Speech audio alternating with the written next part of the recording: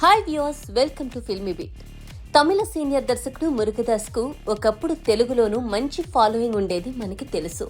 Megastar Chiranjeevi కెరీర్లో ఒకప్పుడు biggest black బస్టర్గా నిలిచిన ఠాగూర్ ఒరిజినల్ మూవీ తమిళ్లో రమణ తీసింది కూడా మురుగదాసే. ఆ తర్వాత గజనీ డబ్బింగ్ వెర్షన్ తెలుగులో సూపర్ హిట్ అవడంతో మురుగదాస్కు తెలుగులో మంచి ఫాలోయింగ్ వచ్చింది. తర్వాత దళపతి విజయ్ నటించిన తుపాకీ సైతం తెలుగులో బాగా ఆడింది. మరోవైపు తెలుగులో స్టాలిన్, స్పైడర్ చిత్రాలు తీశారు మురుగదాస్.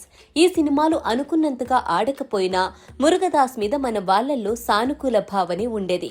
కానీ ఇటీవల ఒక ఇంటర్వ్యూలో మురుగదాస్ చేసిన వ్యాఖ్యలు మాత్రం ఆయన మీద తెలుగు వాళ్లలో ఆగ్రహం తెప్పించాయి. మురుగదాస్ ఆ ఇంటర్వ్యూలో తెలుగు దర్శకుల సినిమాలు 1000 కోట్ల వసూళ్లు తెచ్చిపెట్టవచ్చు, కానీ తమిళ దర్శకుల చిత్రాలు ప్రేక్షకులను ఎడ్యుకేట్ చేస్తాయంటూ ఆయన చేసిన కామెంట్స్ ఇప్పుడు వివాదాస్పదమవుతున్నాయి.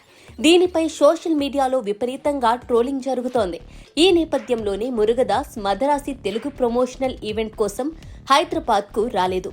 పైగా శివకార్తికేయన్ ఈ ఈవెంట్లో చేసిన వ్యాఖ్యలు మురుగదాస్ కామెంట్లకు భిన్నంగా కనిపించాయి. కంటెంట్ కోసం తెలుగులో ఎంతైనా ఖర్చు పెడతారని, అందుకే ఇక్కడ 1000 కోట్ల సినిమాలు వస్తున్నాయని కితాబునిచ్చారు శివకార్తికేయన్. ఓవైపు మురుగదాస్ ఈ ఈవెంట్కు రాకపోవడం, మరోవైపు ఆయన కామెంట్లను ఖండిస్తున్నట్లుగా శివకార్తికేయన్ మాట్లాడటం ఇప్పుడు చర్చనీయాంశంగా మారింది. మురుగదాస్ ఇంటర్వ్యూ వల్ల తెలుగులో బాగానే డ్యామేజ్ జరిగిందని టీం అర్థం చేసుకున్నట్లు కూడా ఉంది.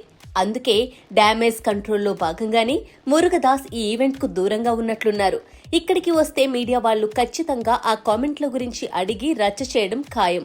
మరోవైపు మురుగదాస్ కామెంట్లకు భిన్నంగా శివకార్తికేయన్ మాట్లాడటంతో బ్యాలెన్స్ జరిగి ఆ గొడవను మరిచిపోయి సినిమాను సానుకూల దృక్పథంతో చూస్తారని భావిస్తున్నారు. మరి మదరాసి టీం స్ట్రాటజీ తెలుగులో ఎంతవరకు వర్కౌట్ అవుతుందో చూడాలి.